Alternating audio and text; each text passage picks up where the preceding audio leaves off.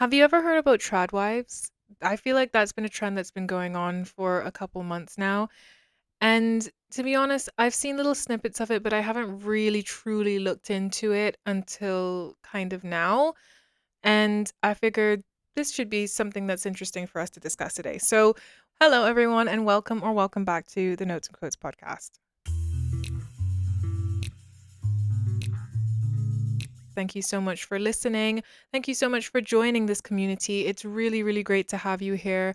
And if you want to do me a favor, if you really enjoyed this episode, if you just like this episode, if you didn't enjoy this episode, I want to know. So please let me know by filling out the listener survey, which is in the show notes. It takes less than a minute and it really helps me a lot so that I can create the best possible podcast for you. Okay, so tradwives. I'm not sure if everybody knows what a tradwife is. So we're going to give a bit of a description of what a tradwife is.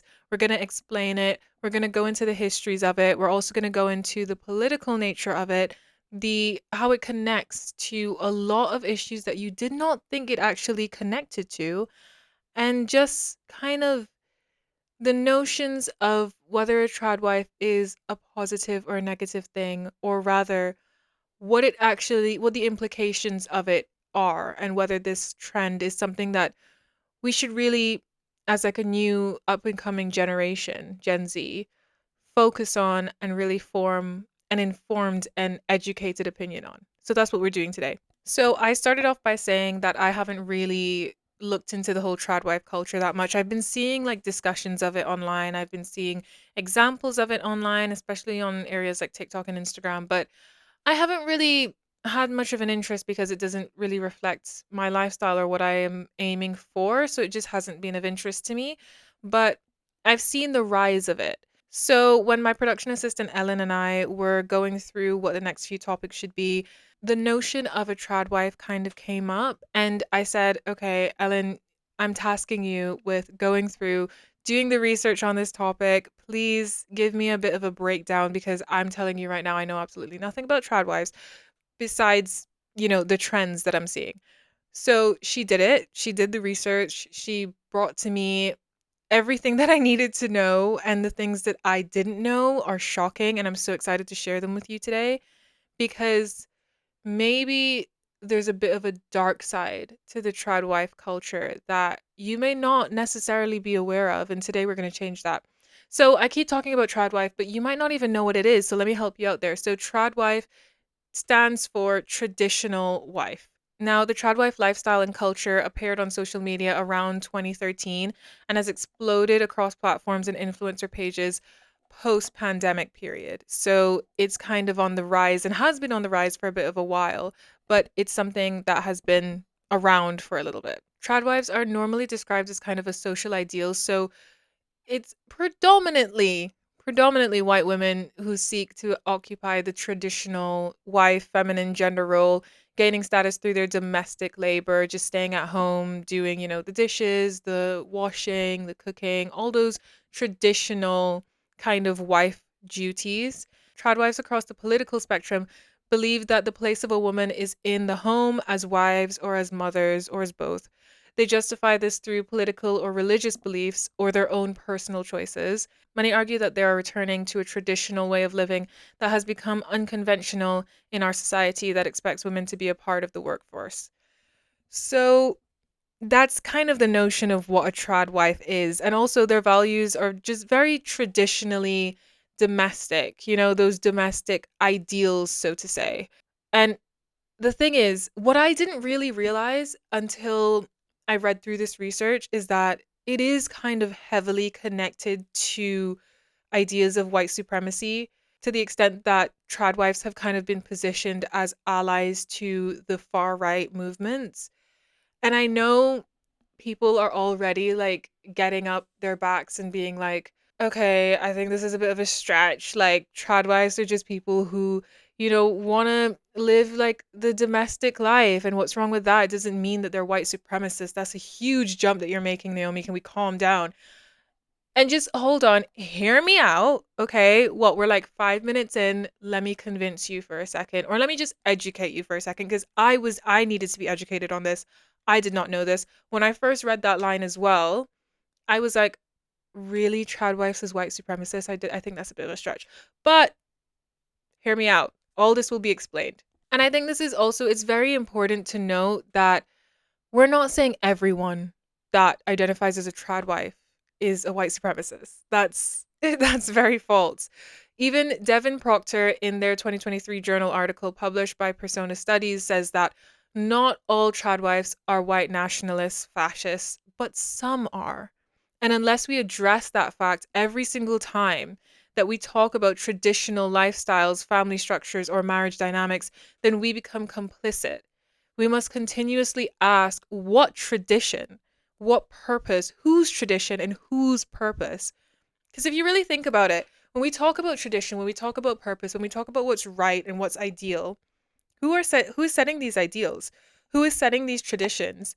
Why is that tradition an ideal in such a clear-cut box with very little room for deviation? You know, who is actually setting these traditions and who's setting these purposes? Which is why I feel like a lot of the time with a lot of these controversial issues, people tend to look at issues at face value and just make an assessment that seems super logical to them without actually taking the time to dig a bit deeper into topics like this, which is what we're doing today. And I am one that was complicit, you know. I As I said multiple times, I didn't know what we're about to talk about. So for those of you who didn't really know about tradwives, this is, I hope, a bit of an explanation as to the inside of what it actually is. And if you're hearing this term for the first time, or if you're hearing this quote for the first time, the meanings and understandings behind this culture is all going to become clear as we go through the episode. I've had my own journey with anxiety and other mental health struggles, and one of the things that did help was therapy. Even though I didn't go consistently, those few sessions definitely made a big difference. To be honest, the first time that I went, I had no idea what to expect. I was definitely nervous sitting across from a total stranger who I was supposed to open up to about a bunch of personal stuff. There were a lot of awkward silences, and I left feeling like maybe therapy just wasn't for me. What I didn't know then was finding the right therapist can take time, and on top of that, it can even be really hard to get an appointment in the first place. That's why I'm genuinely excited that BetterHelp is the paid partner of this episode. BetterHelp makes starting therapy easier. It's an online platform where you can match with a credentialed therapist based on your needs and talk to them in a way that works best for you, whether that's video, phone, or even text. There's also a journaling feature inside the platform if writing things down helps you process. And there's daily group sessions on a variety of topics, so you don't have to go it alone if you don't want to. The best part is if your first therapist doesn't feel like the right fit, switching is super easy so you can find someone you truly connect with. BetterHelp carefully makes sure therapists on the platform are well qualified, and their customer support team is there to help you if you have any questions. With over 7,000 reviews and a 5.5-star rating on Trustpilot, it's a platform you can trust. If you're struggling and think you'd benefit from a therapy session, go to betterhelp.com/notes and quotes or choose Notes and Quotes podcast during your sign up and get 10% off your first month of therapy. This could be something that really helps you. Now, back to the episode. So let's talk a little bit about the history of the tradwife phenomenon. I think it's important to note that, like many things that we end up talking about in the modern day, this is not a new phenomenon. This is not a new notion. This isn't something that just came about in 2013. Women have been choosing domestic roles over their careers. They've been choosing to stay at home over having a career for eons, for eons. And it also doesn't mean that every single person or woman rather who decides to stay at home and partake in traditional domestic roles means that they're a far right person. That's not what we're saying today. Some adopt this lifestyle out of personal choice or out of religious beliefs, you know, and that's absolutely fine. It's fine for you to choose to stay at home. It's fine for you to want that for yourself and for your family. If you think that that's what works best for you and for your life, then absolutely no one should shame you for that, and nobody should be saying like, oh, you're not a feminist or you're not progressive or you're being like oppressed or whatever. If it's your personal choice, then absolutely go ahead and do that. And I would never condemn anybody for that. But what I would say is that in the notion of the tradwife culture, in the argument or in the conversation of tradwives, the idea of choice is commonly used to defend the tradwife lifestyle with the same notion that I said before, that you should just let people choose whatever lifestyle they want to have. That's absolutely correct. And the notion of the right to choose is a core aspect of feminism. So in that way, feminism is being upheld. However, the argument of choice when you come to a tradwife notion is the thing is tradwife and a stay-at-home mom or a stay-at-home wife are not the same thing. I thought that they were the same thing, but they're not the same thing. So a tradwife is very different from just a woman who decides to stay at home and be a, you know, traditional wife. And I know it's like, wait, isn't that just tradwife? But it goes a little bit deeper because the notion and the culture and the premise of a tradwife has a lot of political, social, and cultural elements that tend to go really overlooked. So when we talk about a stay-at-home mom or a stay-at-home wife, these women often choose to stay home because they want to or they need to for their children. And that's, like I said, a valid choice and one that feminist advocacy has made possible for some women. Emphasis on some women.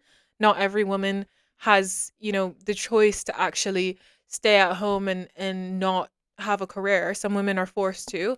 And to be honest, many of the women who decide to stay at home and, you know, live the domestic life are feminists, and they don't associate staying home with beliefs of female submission or female subjugation or women being less than men. They just attribute it to this is what works for my life, and that's fine. But traditional or trad wives, especially the ones that tend to be very far right aligned, believe that a woman's place is in the home as a wife and a mother. And that's where the differentiation comes in from a stay at home mom or a stay at home wife and a trad wife. A trad wife, the culture of it, at least from what has been perpetuated in it, has a lot of far right connected notions that separate it from a stay at home mom or a stay at home wife. The beliefs often associated with tradwives tend to be heavily rooted in religious or political ideologies that really focus on female subjugation and what the ideals of what a woman should be. And that's the problem. And it also, when we talk about what a woman, quote unquote, should be, it's not only focusing on what women should be doing with their time, but it is also focusing on what women look like or what women biologically are. So there's gender notions, there's race notions with it as well. And we're going to dig a little bit deeper into that as well. When you think of the ideal trad wife, the notion that is usually perpetuated is somebody that is very, very hyper feminine, somebody that is very soft, a little bit seductive, and not political, not career driven. And most of the time, they're white and definitely biological women. There's very, very, very little deviation when we talk about what an ideal woman is in tradwife culture. And it's very heavily steeped in the traditional or original gender norms that really heavily define what a woman, like I said, should be, which of course is very anti-feminist. Hence, I think you're starting, hopefully, to see the differentiation between a stay at home mom or a stay at home wife and a trad wife. Two very different things, even though they tend to be lumped together because at face value, it's like, oh, they're both just women who choose to stay at home and fulfill domestic duties.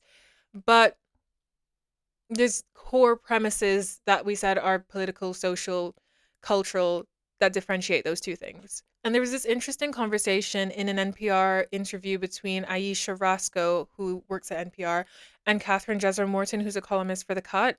So I'm going to kind of read a little bit of this discussion. So imagine that I'm two people at once and I'm not actually me. So Aisha Rasco says, tradwife, shorthand for traditional wife, doesn't refer to your ordinary stay-at-home mom. The tradwife is eerily perfect. Her home is spotless. Her makeup is on point. She makes nearly everything from scratch, usually in a perfect dress. In short, she's straight out of a 1950s sitcom. Well, on the one hand, good for her. But on the other, what does her rising profile mean for feminism and women right now? And then Jesser Morton says, yeah, I mean, That's a big part of the discourse now, is that it's setting unrealistic expectations. But you know, something else that is disturbing about it to me is that it's very ahistorical. It does represent this kind of strange vision of maybe like 1950s housewife life, that it was never like that to begin with. And I think it's worth noting too that the women who are doing this kind of performance, they're all white. They're all white women, you know? Black women, for example, probably wouldn't necessarily feel as easy pretending that it was the 1950s. So I think that little conversation between the two of them really encapsulates the point that I'm trying to make, and then also leads us perfectly into the deeply rooted socio-political problems with tradwife culture that they were talking about, and that many other people point out. The fact that it's not actually historically accurate, and the certain type of woman that we were talking about just now and that Aisha Rasco pointed out, is a very, very, very unique subset of women that really excludes a lot of other types of women. And the notions behind it are very much far right ideologies that prioritize the comfort of white people at the expense of many other marginalized groups. And it's not just a representation issue either, because you could say to me, "Oh, Naomi, I've seen black tradwives before. I feel like you're just generalizing and you're not acknowledging the fact that there are different races in the tradwife movement." First of all, the tradwife culture and the tradwife movement is very, very, very, very heavily dominated by white women who kind of really are the ones that are perpetuating the ideologies and the culture and the ideals within this that really aren't realistic to begin with, as we heard. Also, it's not the fact that, oh, it's only or majority white women that are doing this. Yeah, there are other races that are doing this, but that's not the core issue. It's not just only representation, it's also the notions that are behind it. The fact that it is really pushing the subjugation of women. And then there's a lot of other far right politics that go into tradwife culture that we're going to dig into now. So there has been a significant rise in far right tradwives online because of course we're in a digital age, we're in a social media age, and especially during, 2020 when social media was really popping because everyone was at home, tradwives started to become, I think, a lot more popular. In 2020, UK extremism researcher Julia Ebner estimated that 30,000 women identified as tradwives or red pill women. Now, red pill women are defined, or not really defined, but explained as women who are aligned with far right male communities who believe feminism has led to male subjugation. And I really, really, really, really, really, really hate this argument. This is a bit of a sidetrack where people say, oh, I'm not a feminist because I don't think women should be above men. And I think that men and women should be equal. So I'm not a feminist. It's the most contradictory thing ever because you literally, by definition, have explained yourself to be a feminist. If you think that men and women should be equal, then you're a feminist. Period. There's literally no other. That's the core definition of what a feminist is. Yeah, there's different types of feminism and stuff. There's radical feminists, there's, eco-feminists, there's so many other feminism types, but the core general premise of a feminist is to believe that men and women should be equal. So if you believe that, then you're a feminist. Point blank. and and it's shocking to me that people tend to argue that feminism is leading to male subjugation and having women be higher than men, which is not the case at all. And there's also a huge argument going around that, you know, we don't need feminism anymore because women are equal and women are actually starting to surpass men. And that's not the case at all. It might seem like there's more women in higher positions, and that's great because it is increasing, but it's still not at gender parity level yet. It's still not at equality level yet. And even the women that are in those higher positions are not treated as equally as men who are in equal or in even lower positions than them.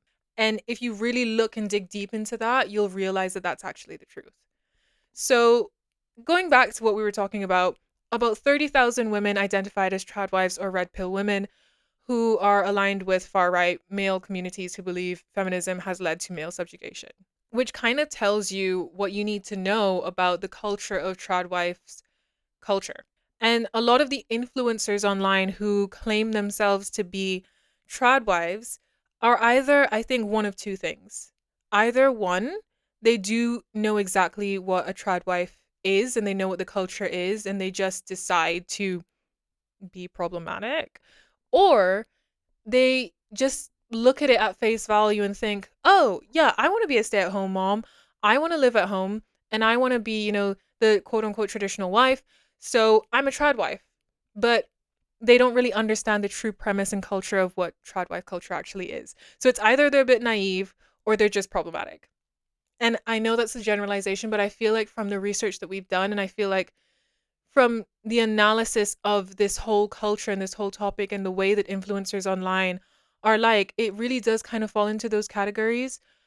And a lot of the tradwife influencers that do know what the culture is are extremely problematic. There has been tradwife influencers who outwardly support white supremacists and do crazy things like promoting a white baby challenge, which basically advocates for increased levels of white reproduction to trump the, other colored babies. And it's just like it's shocking to me.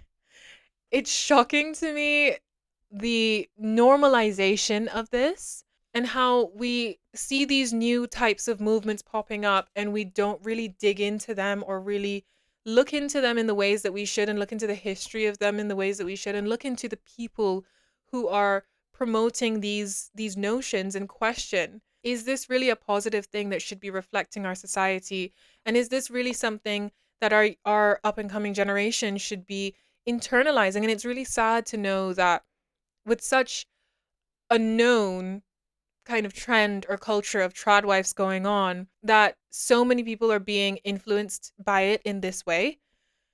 And it's a little bit scary, but I won't go dwell on the negatives. But we are going to get around to how we can, like, what we can do with this information, what we can kind of take away, and how we can move forward now that we understand a little bit more the tradwife culture. But I also just want to point out again, because I feel like I know some people are going to come for me about it.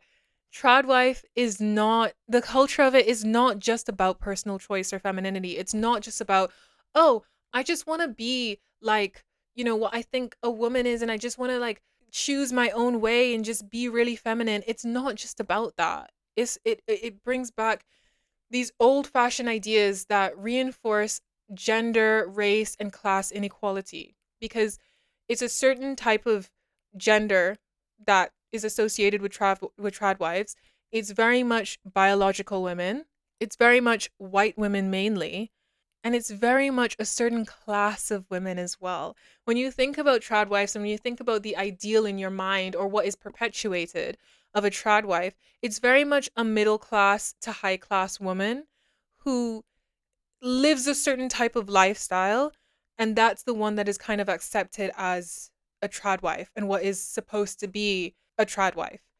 And a lot of tradwives tend to kind of look down on feminism and look down on women who don't fit into the traditional role of what a woman should be, and say that she's trying to be a man if she's like super, super career focused, or if she's, in her 30s to 40s and hasn't had a kid yet or something like that.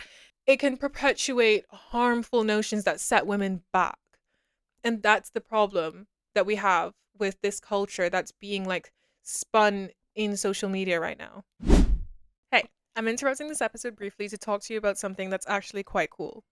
We've launched a special fundraiser in partnership with the British Red Cross. Now, this podcast is all about community, and for communities to thrive, we need to support each other. The British Red Cross supports millions of people in the UK and across the world get the support they need when the crisis strikes. Their Quest for Kindness campaign is all about helping people spread the word of kindness online and raise money for the world's emergency responders. From natural disasters to conflict zones, the Red Cross is there. And now we can be too. If you want to join the kindness movement, it's extremely easy. You can use the link in the show notes to head to our fundraising page to donate or take part in our fun community polls. Polls like, what's your mood today? Do you prefer a dog or a cat? Or what superpower would you choose? Every click and contribution helps support people in crisis around the world. Let's show the world what kindness and a little bit of fun can do. Thanks for listening. Laura Jane Bauer, who actually I think has done quite a bit on the whole tradwife culture thing, argues that the soft traditional image of femininity that's often seen in tradwife culture actually carries colonial and oppressive ideas, especially around, like we said, gender, race, and class. Many tradwives promote a return to a world where straight men hold the most power, often using nostalgia to make the world seem ideal or comforting when that's not the nature of what it was. A lot of, and I'm not saying all, but when we're going back into the nostalgia of this time period, this kind of 1950s esque period of time, it makes it look so simple and wholesome and comforting in a way, when in reality a lot of those women were experiencing heavy amounts of subjugation, heavy amounts of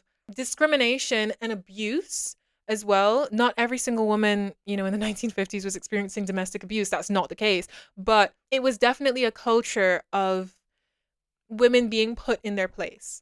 And it was also a culture that really only glorified, if even that, a certain kind of woman, as we said before. So, this glorification and this nostalgia of this time period and this tradwife esque lifestyle is false, and it's a facade, and it's not actually true. It's very ahistorical. And I feel like the nostalgia is almost used as, I cautiously say, a weapon in far right or conservative movements to romanticize the past. You know, it's like this image of the Southern belle, as they call it, the delicate, white, and passive woman, which is the ideal, and uses tradition also as another subtle way to promote whiteness and maintain old power structures. And that's why we're seeing the problems, as we discussed, with the tradwife culture. And it's really subtle as well. It's so easy. And it happened to me as well. Like I said, before I did this research, I had no idea. It's just so subtle, and it really glosses over your eyes the underbelly motives of this. And like I said, some people genuinely just want to be stay at home moms or stay at home wives because that's what works best for them. And that's fine. But if you're saying that you're a trad wife, if you're saying that you want to live the traditional domestic life and you think that's what's best, if you're saying that you want to be, you know, hyper feminine, you need to ask yourself, what traditions, what ideals, what notions am I promoting? What notions am I placing on a pedestal, and why? You know, am I kind of shitting on other women who decide to deviate from this lifestyle, or am I respecting them and their choice? Am I saying to myself that this is what I want, but I don't want to dictate that this is the right and this is the ideal and this is what should be? Because that's when it gets really problematic. And am I closing this kind of domestic lifestyle off in a certain kind of box as to what is the ideal and what should fit? And am I excluding other people from what I think is right and what I think is ideal? I think you get my point. In short, the ideals of femininity are not neutral. They're not apolitical. They're not devoid of racist and gender discriminatory ideals. They're tied to white supremacy. They're tied to historical ideals that are very colonialistic, very patriarchal, and very much, very almost subtly but clearly showing who should be in power, which is men. And that's a problem. So, what now? What does this mean? We know this information now. We're educated now. We understand the tradwife culture. We understand the history of it, the politicalness of it, and the underbelly of it. What are we supposed to do with this information now? How do we take it and how do we use it?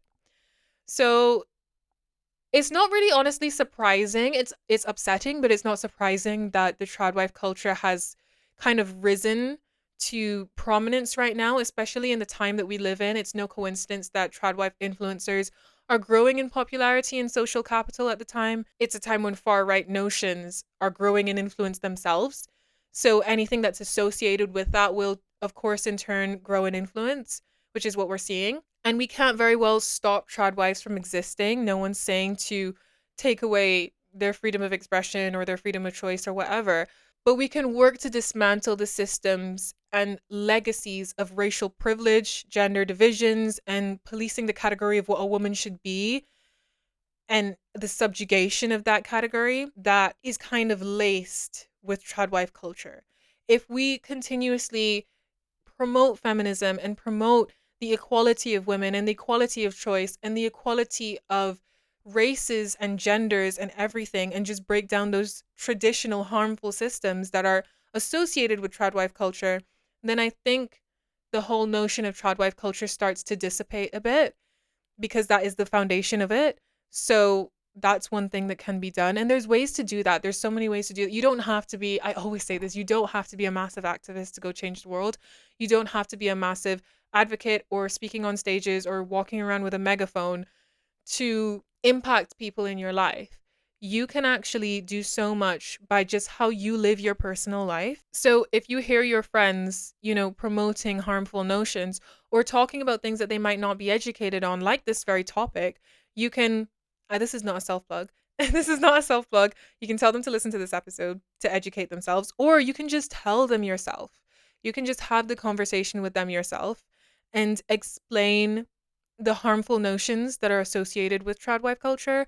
You can explain to them why the ideal or idea or the crisp and clear box of what a woman should be is problematic, why we are no longer in that era, thank God. And just kind of through conversation, through communication, through community, actually break down those systems bit by bit in your own area and in your own circles. And that actually makes such a difference. I think, honestly, as an up and coming generation who's here to actually take on the world that we're being given, we have a responsibility to look deeper into topics like this and just not just saying, oh, it's their choice. Because, yes, absolutely, I'm an advocate for choice. But when defending self proclaimed tradwives, we need to look deeper beyond the it's their choice argument and allow people to take responsibility for what their choices are and understand what choices they're actually making and the premise behind those choices. Because it might seem like personal freedom and it might seem like, there's no big deal. But if the choice that they're making is backed by harmful notions and harmful beliefs, like the idea that women are naturally meant to stay in the home or that some races or lifestyles are superior, then we should actually hold people accountable for those harmful ideologies and help them understand why that's very outdated, that's not today, and it's not right. Okay, that's all I have to say today, guys. I am done talking. I actually came home from work and just immediately jumped on the mic after like reading through everything and trying to consolidate the information for this episode today. And a huge, huge thanks goes out to Ellen, our assistant producer, for doing the brunt of this research today and really putting together a brilliant episode. I'm so grateful to have her. She's been amazing and she continues to be amazing. So thank you, Ellen. Everyone say thank you, Ellen, for educating us today, because she really did. If you take nothing else from this episode, you can always take away the quote of the day. And today's quote was from Devon Proctor in their 2023 journal article published by Persona Studies. And it says, "Not all tradwives are white nationalist fascist, but some are. And unless we address that fact every time we talk about traditional lifestyles, family structures, or marriage dynamics, then we are complicit. We must continuously ask what tradition, what purpose, whose tradition, and whose purpose." And I think that really encapsulates what we've talked about today. So once again, thank you so much for listening, guys. I'm really, really happy that you took the time to give us your time today. And I hope that you have a really good rest of your day, evening, or whatever time it is where you are. And I hope you tune into another episode of the Notes and Quotes podcast. Share this with your friends and check us out on our socials. We're on Instagram, LinkedIn, TikTok, and YouTube. Video is exclusively on YouTube. And yeah, that's it. That's all we have for you guys today. Okay, love you loads. I'll talk to you later. Bye.